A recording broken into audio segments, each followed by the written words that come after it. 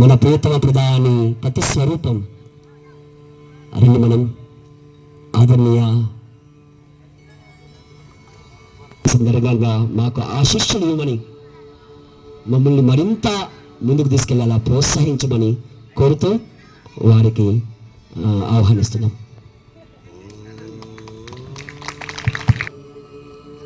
గౌరవ ఎంపీపీ గారు, జడ్పీటీసీ గారు, విక్రమ్ రెడ్డి గారు, సాంబయ్య సార్ గారు, వేదిక మీద ఉన్నటువంటి పెద్దలకు,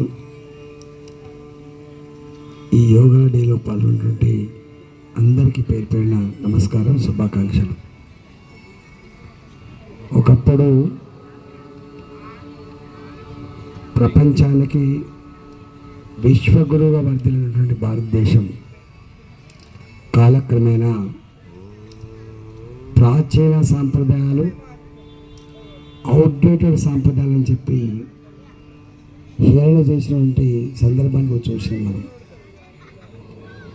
ప్రధానమంత్రి మోడీ గారు వచ్చిన తర్వాత 2014లో ప్రపంచ దేశాలను ఒప్పించి మెప్పించి ప్రపంచ యోగా దినోత్సవాన్ని మనల్ని ఏలన చేసిన దేశాలతో పాటుగా అన్ని దేశాలలో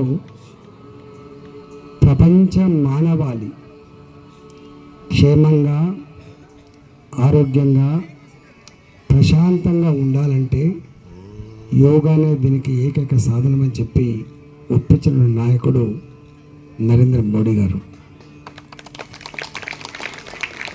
మనం అనేక సందర్భాల్లో ప్రవచిస్తూ ఉంటాం, ఆరోగ్యమే మహాభాగ్యమని. కానీ ఒకప్పుడు మన ప్రాచీన కట్టడాలను చూస్తే ఆనాడు ఏ మిషనరీ లేదు. మనిషిగా ఎంత గొప్పగా ఆనాడు బలంగా ఉండేనో, ప్రశాంతంగా ఉండేనో చరిత్ర ఆనవాళ్ళు మనం చదువుతూ ఉంటాం. కానీ వాళ్ళ ఇద్దరే పిల్లలున్నా ప్రతి కుటుంబంలో ప్రశాంతత కరువైపోయింది. ఆస్తులు ఉండొచ్చు, అంతస్తులు ఉండొచ్చు, సౌకర్యాలు ఉండొచ్చు, కానీ మనిషికి ఎక్కడో శాంతి కరువైపోయింది, ప్రశాంతత కరువైపోయింది. Everybody is facing tension today. The tension which is not individual one, the tension which is prevailed by the society. అందువల్ల ఈ టెన్షన్ని బొంబార్డ్ చేయగలిగే శక్తి, సత్తా యోగా సాధనకు మాత్రమే ఉందని చెప్పి చెప్తాను. ఎంత సంపద ఉన్నప్పటికీ కూడా, నేను ఆరోగ్య మంత్రిగా పనిచేసిన, నేను దానికన్నా ముందు ఆర్థిక మంత్రిగా పనిచేసిన, ఎంత ఆర్థికం ఉన్నా మేము రచిస్తున్న ప్రణాళికలు చూస్తూ ఉంటే బాధేసేది. 35 ఏళ్ళకే లివర్ సిరోసిస్, 40 ఏళ్ళకే హార్ట్ అటాక్స్, కిడ్నీ ఫెయిల్యూర్, చిన్నపిల్లలకి కిడ్నీ ఫెయిల్యూర్స్. ఒకనాడు శ్రమ చేసేవాడికి ఏ రోగం రాదనుకున్నటువంటి గర్వపడే రోజులలో ఎండముఖం చూడని వాళ్ళు, శ్రమ చేయని వాళ్ళకే రోగాలు వస్తాయని చెప్పి మాట్లాడుకున్నటువంటి ఆ రోజులలో ఇవాళ పేద లేదు, ఉన్నోళ్ళు లేరు, శ్రమ చేసేవాళ్ళు లేడు, శ్రమ చేయని వాళ్ళు లేడు, అందరికీ రోగాలు వస్తూ ఉన్నాయి.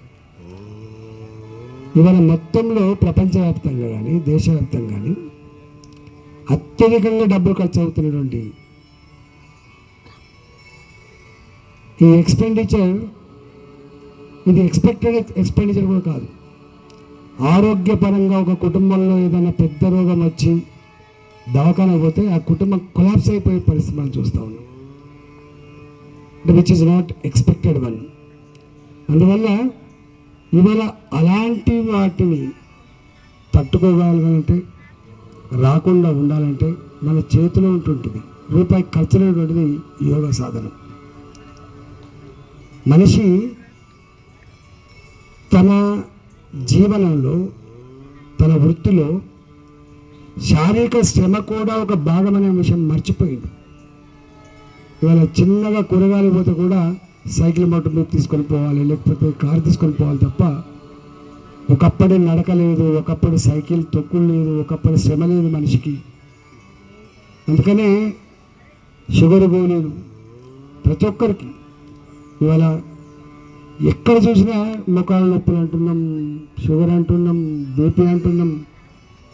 చాలా తక్కువ మంది ఆరోగ్యంగా ఉండే పరిస్థితి వస్తున్నాడు. ఇవాళ ఆరోగ్య భారతాన్ని నిర్మించాలనే సంకల్పం ఇవాళ మోడీ గారు అనేక కార్యక్రమాలు తీసుకున్నామని చెప్తే ఇప్పుడు ఒకప్పటి మన ఆహారపు అలవాట్లు లేవు, ఒకప్పటి మన పంటలు లేవు, ఒకప్పటి మన పద్ధతులను కూడా మర్చిపోయినాం మనం. దానివల్ల ఈ కెమికల్ వార్ఫేర్లో, ఈ సోకాల్డ్ డెవలప్మెంట్లో, సోకాల్డ్ టెక్నాలజీలో ఇవాళ అనేక రకాల బాధలు అనుభవిస్తున్న ఈ రోజులలో మళ్ళీ ఓల్డ్ ఈజ్ గోల్డ్. మన పాత సాంప్రదాయాలు, పాత పద్ధతులు, పాత ఆహారపు అలవాట్లు, మన పాత యోగా దేశానికి మాత్రమే కాదు ప్రపంచానికి శ్రీరామ రక్ష అనేటువంటి సంకేతం ఇచ్చిన దేశం. ఒకప్పుడు విశ్వగురువుగా వర్ధిల్లిన ఈ దేశం మళ్ళీ ప్రపంచానికి విశ్వగురువుగా వర్ధిల్లేటువంటి స్థాయికి ఎదగాలంటే భారత్ ఆర్థికంగా మాత్రమే కాదు, ప్రశాంతత మాత్రమే కాదు, భారత్ మానసికంగా ప్రశాంతమైనటువంటి ఆరోగ్యవంతమైనటువంటి భారతాన్ని నిర్మించాలని చెప్పి ఇవాళ ఆ సంకల్పంలో భాగమే 10 ఏళ్ళుగా ఇవాళ కిషోర్ గారు చెప్తున్నారు, 10 ఏళ్ళుగా ఇదే భాగం అని చెప్తున్నాను. ఈ పరంపర, ఈ సాంప్రదాయాన్ని, ఆచరణని సమున్నతంగా కొనసాగించాలని చెప్పి మీకు కోరుకుంటూ పాల్గొన్న మీ అందరికీ కూడా నమస్కరిస్తూ సెలవు తీసుకుంటున్నా. భారత్ మాతాకి